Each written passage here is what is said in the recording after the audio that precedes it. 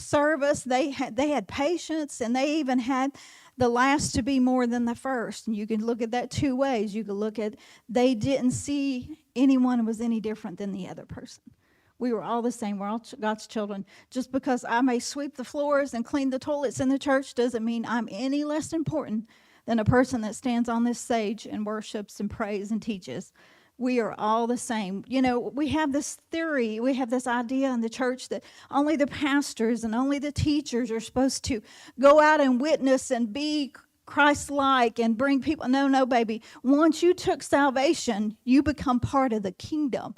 You became part of an army of God that goes out against the enemy, which is, as Pastor taught, you know, the powers and principalities of this world, not against flesh and blood.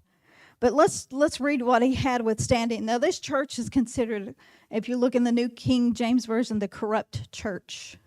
It says, notwithstanding, I have a few things against thee, because thou sufferest that woman Jezebel, which calleth herself a prophetess, to teach and to seduce my servants to commit fornication and to eat things sanctified unto idols.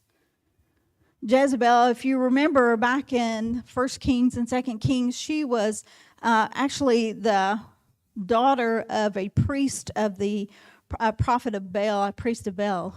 You know, a false god and she led Israel because she married Ahab, the king at that time, and she led Israel into the worship of false prophet of Baal, which was a false god, which taught sexual sin, and you know, it was just debauchery. She was a servant of that. She was a greedy, murderous, evil woman.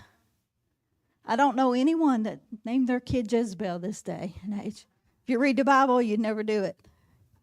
She had a terrible life. She looked good. She married the king. She looked like she had it all together. She was so greedy that she took Naboth. You know, he had a vineyard. It's 1 King, I think it's 19 or 21. And the king wanted it, and he tried to buy it. But he wouldn't give it up because it was his heritage to his children. Oh, Jezebel, she despised a plan to get that vineyard for her husband. She was a very greedy and murderous woman, which led to the killing of the vineyard owner so that her husband could obtain it. But you remember her? She come against Elijah.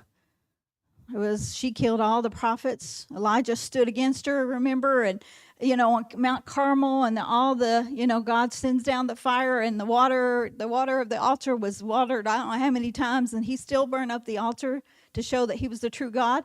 And Elijah ran from her because she threatened to kill him. And we have that great story of a prophet who